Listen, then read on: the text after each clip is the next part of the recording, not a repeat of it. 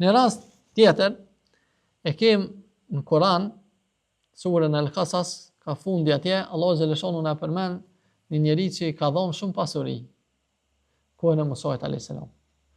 Por që ka qenë pa besimtar, edhe zullumçor, edhe shumë më madh. Po pasurinë ja ka dhënë Allahu xhaleshonu. Ja ka dhënë si test, sprovë. Apo falenderon atë apo bën.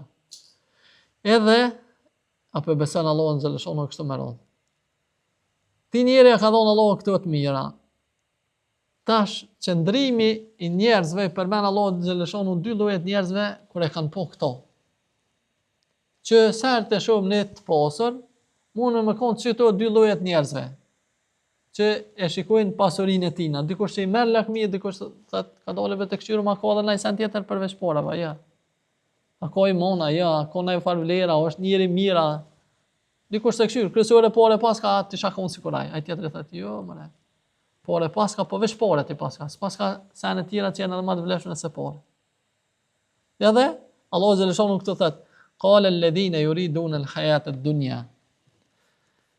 Kanë thonë ata të cilët e dojnë jetën e kësaj bote, e dunjos. Kanë thonë ata të cilët e dojnë jetën e kësaj bote. Ja lejte lena mithle ma utje Qarun innehu ledhu hadhin adhim. Sikur na u kishë dhonë, sikur aja që ju ka dhonë Qarunit. Me të vërtet ajo është njeri me shumë fat. Na fakale i madh. Çfarë pasurie, Zoti ka thonë, çelësat e tij mendzi kanë qenë grupi i fortë i njerëzve, çelësat e depuve, ç'është, domethënë pasuri të mëdha që ka pas.